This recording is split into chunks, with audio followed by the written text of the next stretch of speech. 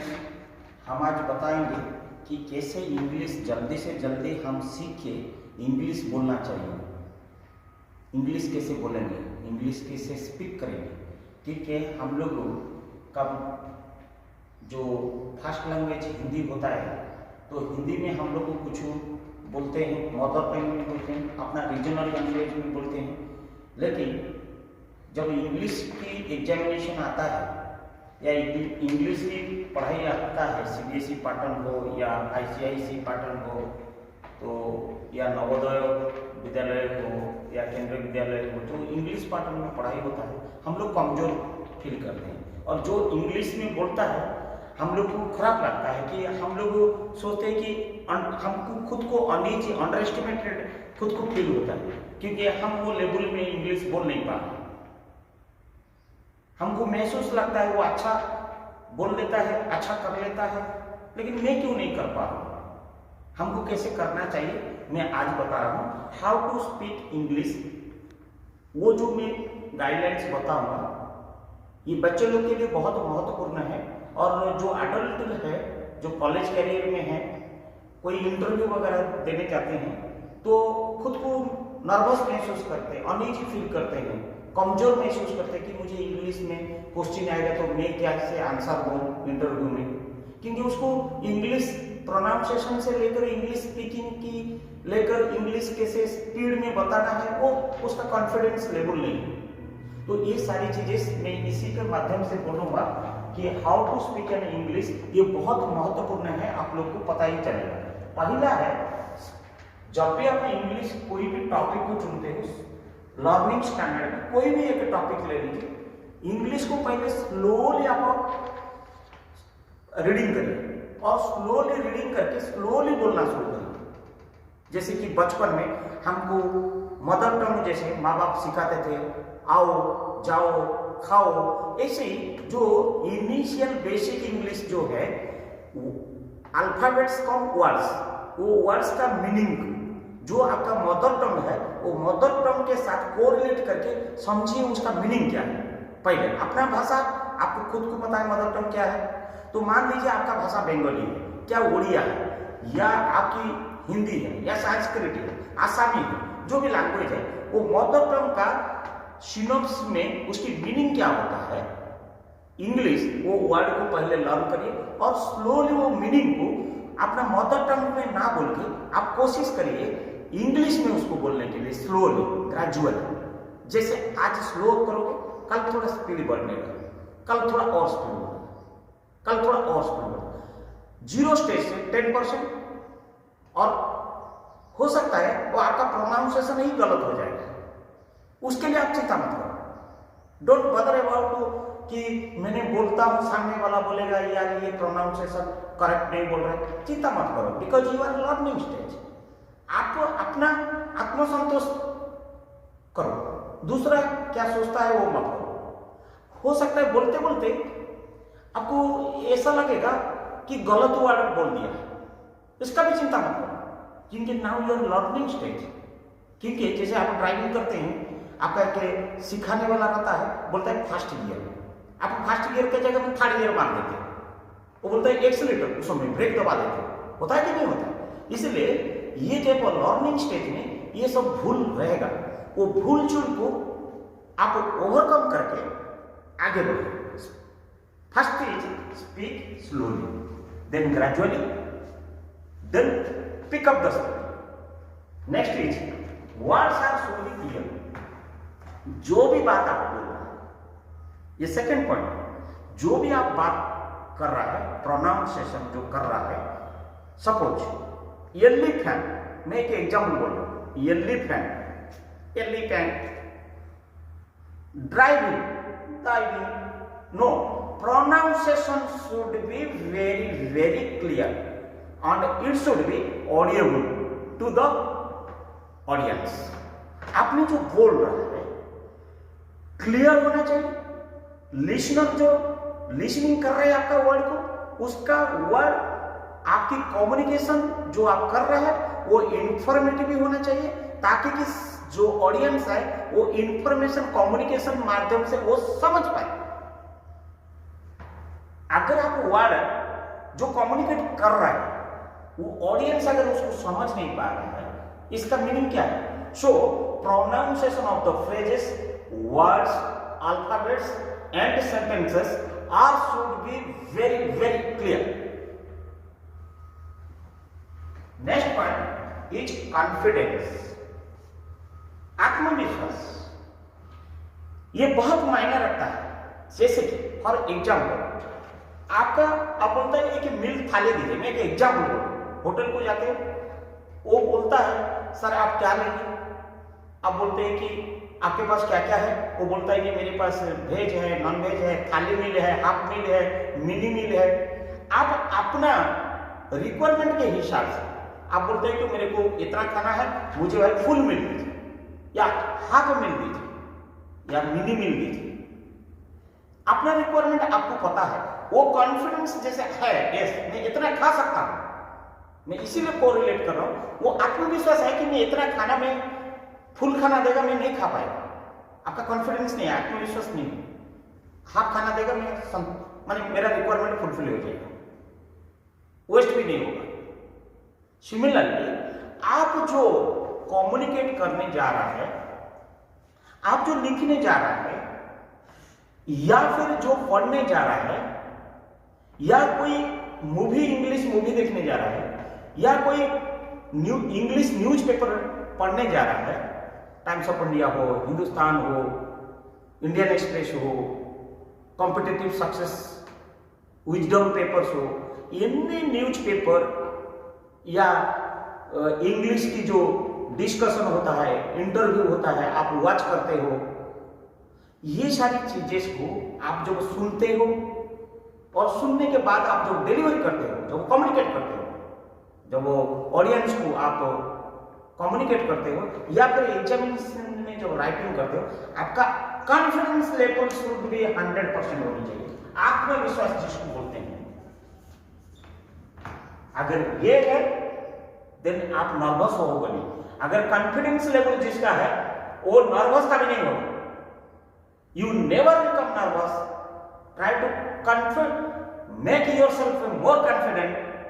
Yes, I can speak well.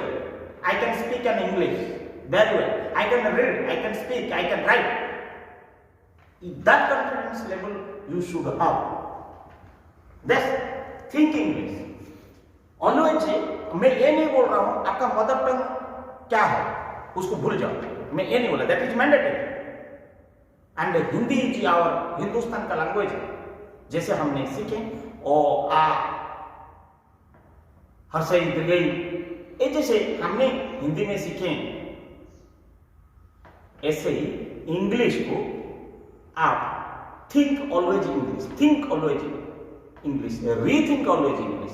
ना मैं करूंगा 7 डेज के अंदर में मैं इंग्लिश बोल के ही रहूंगा, लिख के ही रहूंगा और रीड करके ही रहूंगा. स्पीकिंग करना, रीडिंग करना, राइटिंग करना. I can speak, I can write, I can read.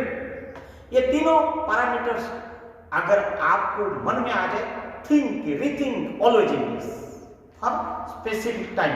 Learning stage में ये नहीं बोला. वंस ये लर्निंग पीरियड 10 दिन की आप डिसाइड करिए, 30 डेज में आप डिसाइड करिए कि मैं ये करूंगा. Grammar, phrases, sentences, numericals, alphabets, mathematics in English always I can. Summation, subtraction, multiplication, division I can very well. So think English always. 100% copy means आप जो टॉपिक चुनते हो that should be 100%. Otherwise it will be a problem to speak an English, to write an English, to read an English. इससे मैं better example दूंगा कि आपको जिस दिन ड्राइविंग करने गया, 4 व्हीलर हो या 2 व्हीलर हो, आपको कुछ मालूम नहीं था. You don't have nothing knowledge about the driving. But आपने जब 4 व्हीलर चलाने लगे तो आपका एक कोचर रहता है, कोचिंग देने वाला इंस्ट्रक्टर रहता है, आपको इंस्ट्रक्शन देता है. ये गियर है, ये ड्राइविंग व्हील है, ये एक्सीलेटर है, ये ब्रेक है, आपको पहले समझा देता है। ऐसे ही इंग्लिश में अल्फाबेट्स, ग्रामर और आपकी ये कैसे स्पीक करना, कैसे राइट करना, कैसे रीडिंग करना, ये सारी चीजें आपको बता दिया जाता है, इंस्ट्रक्टर कोचिंग में बता देता है, या आपने खुद समझ लिया कि ये मुझे करना है। काहे के लिए 100% कॉपी? जैसे कि इंस्ट्रक्टर बोलता है पुट रिवर्स गियर, आप 100% कॉपी अगर नहीं करोगे रिवर्स गियर, आप रिवर्स के जगह में फॉरवर्ड गियर मार दिया, क्या होगा? गाड़ी एक्सीडेंट होगा, सामने वाला के साथ धक्का होगा और डेंजर आपके प्रति आ जाएगा। अगर आप 100% कॉपी करोगे रिवर्स गियर, गाड़ी आपकी जो व्हीकल जो है पीछे जाएगा। सिमिलरली ये मैं इसीलिए एग्जाम्पल बोल रहा हूं, 100% कॉपी, जो प्रोनाउंसिएशन, जो वर्ड, जो topic, that should be in genuine manner 100% copy. Recall, rethink, read, reread, re-speak, speak, again re-speak, write, again rewrite. That is 100%. Now, listen English. मान लीजिए लर्निंग स्टेज में आप लिसन इंग्लिश, पहले आपको आता नहीं है, ये वर्ड मीनिंग नहीं आता है, मदर टंग में इशारा, कभी कभी डायरेक्शन देता है टीचर, अरे ऐसे जाओ, मतलब कुछ समझ में नहीं आता है कि ये मैंने इधर जाओ, मतलब हमको डायरेक्शन नहीं, इधर का मतलब क्या होता है, इधर का मतलब ये दिशा होता है, ये दिशा। जब ये डायरेक्शन दे देता है, हाथ दिखा देता है, इंडिकेट कर देता है, तो मतलब पता चलता है ये दिशा में जाना है, इंडिकेट कर देता है। सिमिलरली आप लिसन इंग्लिश, जब डिस्कशन हो रहा है, इंटरव्यू हो रहा है, मूवी चल रहा है, या कुछ इंग्लिश की कम्युनिकेशन हो रहा है, पहले सुनो, उसका मीनिंग समझो, उसका अर्थ समझो, देन उसकी सिनॉप्स समझो, उसका ऑपोजिटिव वर्ड को लर्निंग करो। मान लीजिए गोइंग, अगेन नॉट गोइंग, आगे जाओ फॉरवर्ड, देन रिवर्स। आप फॉरवर्ड का अर्थ जान लिया कि आगे जाना है, फिर रिवर्स उसका ऑपोजिट मीनिंग है, हो गया दो वर्ड। सिमिलरली आप लिसनिंग करो, लिसनिंग इंग्लिश में क्या होता है, आप अगर वन वर्ड सीखा, उसका ऑपोजिट वर्ड भी आप लोग को सीखना बहुत आसान हो जाए, इजी हो जाए। Eating, not eating, listening, not listening, तो ये सारी चीजें से ऑपोजिट वर्ड को आपको जानकारी हो जाएगा। Synonyms, same meaning, opposite meaning, ये सारी चीजें लिसनिंग में, जितना आप लिसनिंग करोगे इतना इंग्लिश नॉलेज आपकी बढ़ेगा और कॉन्फिडेंस लेवल बढ़ेगा, नर्वसनेस खत्म होगा। वो बोल रहा है, मैं क्यों नहीं बोल पाऊंगा, मैं बोल के दिखाता हूं। कैसे बोलोगे? थोड़ा ऑकवर्ड फील होगा, एक घर के अंदर में एक आईना रख दीजिए, मिरर रख दीजिए और मिरर के सामने स्पीक इन इंग्लिश, और कैसे कैसे आप बोल रहे हैं उससे आपको पता चलेगा, करेक्शन आपको पता चलेगा। या घर में कोई मम्मी पापा अगर इंग्लिश में बेटर नॉलेज है, या भाई बहन है, उन लोग को बोलिए थोड़ा दीदी या भैया या पापा या मम्मी, मैं थोड़ा आज देखिए मैं how I am speaking in English, थोड़ा देखिए, तो उनके सामने थोड़ा आप बोलिए, फिर वो आपको कमेंट्स करेंगे, आपको करेक्शन करेंगे, आप वो करेक्शन को फिर इंप्लीमेंट करिए। या मम्मी पापा देखो हम अभी how I am speaking in English, mirror के सामने बात करो और आपको भी खुद को दिखाई देगा, मम्मी पापा आपको गाइड करते रहेंगे और कहाँ कहाँ आप डेविएट करते हैं वो आपको देखेंगे। या टीचर के सामने भी, गुरुजी के सामने, या आपका सीनियर के सामने, तो ये सारी चीजें करिए। देन कंसिस्टेंसी मीन्स आज 2 दिन पढ़ा, कल भूल गया, not like that. Go, it is a continuous process and continual process. English में हर दिन आप कुछ ना कुछ राइटिंग करिए, स्पीक करिए एंड रीडिंग करिए, न्यूज़पेपर पढ़िए, मैगजीन पढ़िए, मूवी देखिए, ब्लॉग्स पढ़िए, इंग्लिश की सोशल मीडिया देखिए, इंग्लिश की जो ये आता है न्यूज से आता है उसको ज्यादा सुनिए, पढ़िए और देखिए, ऑब्जर्व करिए, आंख दिया है उसको ऑब्जर्व करिए, सो कंसिस्टेंसी, नहीं तो एक दिन पढ़ लिया, 2 दिन गैप, तीसरा दिन पढ़ रहा है, तो ये जो गैप में ये जो पढ़े थे ये खत्म हो जाएगा। It should be continuous, continuous, that is called consistency होनी चाहिए। Gap will be forget, gap अगर जितना रहेगा उतना फॉरगेट कर दोगे। इनिशियल स्टेज में डेली आपको करना पड़ेगा। एंड लास्ट की जो रीडिंग एंड इंग्लिश, हमेशा कोशिश करिए, मैं ये नहीं बोल रहा हूँ मदर टंग को नहीं पढ़ना है, मदर टंग पढ़ना है, हिंदी पढ़ना, उसके अलावा जो कमजोरी हम लोग इंग्लिश में है वो इंग्लिश को थोड़ा ज्यादा समय देना, जब तक हमारा प्रैक्टिस नहीं हो जाता है, स्पीड नहीं बढ़ जाता है, अंडरस्टैंड नहीं होता है, अर्थ समझ नहीं जाते ना। इसको हमको करने के लिए माने इसका जो प्रैक्टिकल करने के लिए, इसका प्रैक्टिकल करने के लिए कैसे करना है मैं आपको इस जरिया में बताता हूं। प्रैक्टिकल जब आप करोगे, प्रैक्टिस करने के लिए long phrases, not single words, आपको फ्रेजेस को फोकस करिए, सिंगल वर्ड को फोकस मत करिए। देन आपकी capacity to make an sentence will be more easier through learning phrases only, not in single words only. In single words, you make again yourself as a sentence to speak, how to deliver the communication to the audience. Next, pay less attention to the grammar. जब आप speaking करोगे, हो सकता है आप grammar का प्रति ध्यान दोगे तो हो सकता है आप वहां पे वीक बन जाओगे। इसीलिए प्रैक्टिस जब करोगे, ग्रामर का प्रति इतना अटेंशन मत दो। सेंटेंस में ग्रामर अगर एक चूक भी गया, इतनी आपको कोई मार्क देने वाला नहीं है। कम्युनिकेशन मीनिंग्स डिलीवरी जो करते हैं वो मीनिंग सही होना चाहिए, आपको पता होनी चाहिए, then only you can deliver the things, you can speak an English very well. Listen to more English, आप जब प्रैक्टिस करोगे, आप हिंदी सुन के इंग्लिश मीनिंग को अर्थ निकालोगे नहीं हो, ज्यादा से ज्यादा इंग्लिश को लिसन करिए ताकि उसका मीनिंग, उसका सिनम्स और उसका ऑपोजिट वर्ड्स एंड उसका अर्थ आपको पता चलेगा। आप सही बोलने जा रहा है या गलत बोलने जा रहा है। अगर एक बार गलत बोलने से टोटल मीनिंग ही चेंज हो जाएगा। देन प्रैक्टिस राइटिंग, आप जितना लिखने के लिए कोशिश करिए उतना आपको असाइनमेंट बेस में बहुत याद रहेगा, कॉन्फिडेंस लेवल हाई रहेगा, और जितना आप लिख रहे हैं उसको स्पीकिंग करिए और तब कर पाओगे जब आप पढ़ोगे। ट्राई टू पे your more attention towards speaking, writing, reading during learning stage.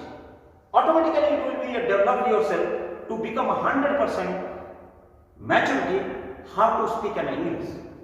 Then talk yourself, खुद को आप बात करिए, कोई नहीं होगा, अपने अपने इंग्लिश में बात करिए। That is a practice, that is a practical. Expose yourself, आपको कुछ नहीं होगा, आपको मास गैदरिंग है, नर्वस लगता है, जनरली पैर थकता है, इतना लोग के सामने में बोलूंगा कुछ गलत हो जाएगा, इसलिए आपको खुद को एक ऑडिटोरियम में या खुला रूम में या खुला वातावरण में या कोई हॉल में या छत के ऊपर में, रूफ में या बेडरूम के अंदर में आप अकेला आप खुद को एक्सपोज करो। मैं ये जा रहा हूं इंग्लिश में बोलने के लिए, इंग्लिश में पहले पढ़ के बताओ। जब आपको कॉन्फिडेंस लेवल आएगा तब without reading also you can speak as per your memorization, you speak very well. वो होनी चाहिए, नहीं तो मास गैदरिंग में जनरली पैर हिलने डुलने लगता है, नर्वस लगता है, क्या बोलने जा रहा है, प्यास लग रहा है। ये मैं प्रैक्टिकल बोल रहा हूं।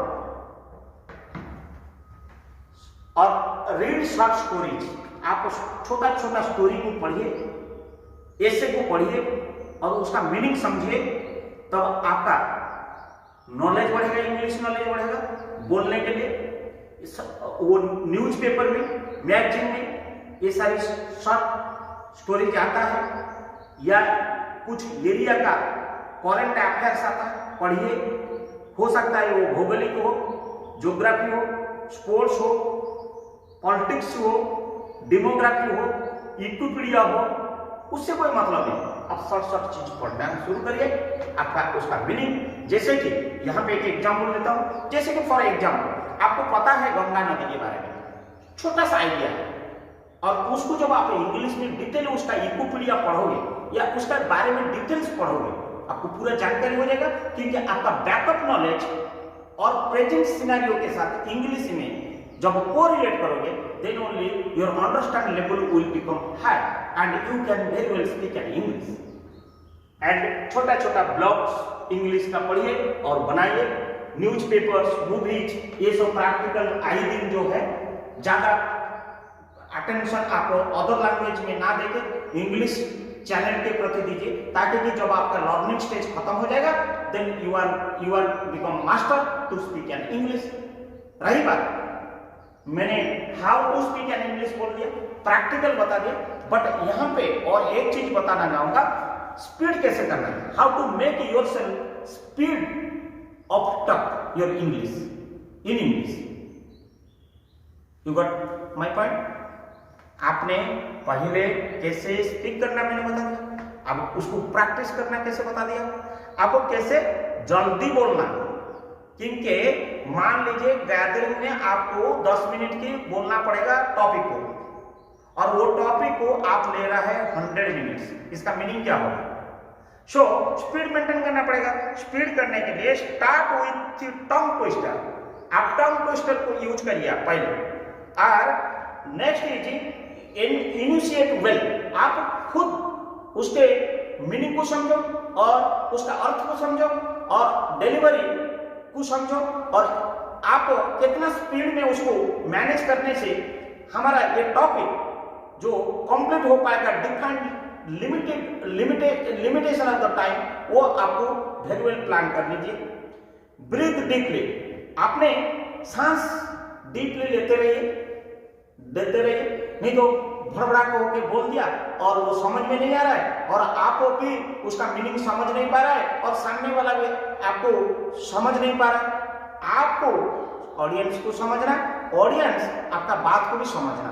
Be careful, you have to understand your audience and audience should pay attention your communications.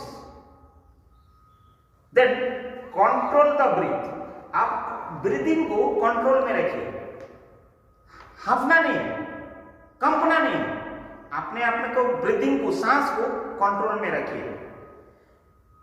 और सबसे बड़ा है, आपने जितना बोलते हो उसको कुछ एग्जाम्पल में आप देते रहिए, सो दैट जब एग्जाम्पल आप देंगे तो आपका वो आइडिया, वो नॉलेज ऑटोमेटिक ब्रेन में आ जाएगा कि मैं ये बोलने जा रहा हूं। Example is the suitable methodology during the communication with audience versus yourself, that is very very important.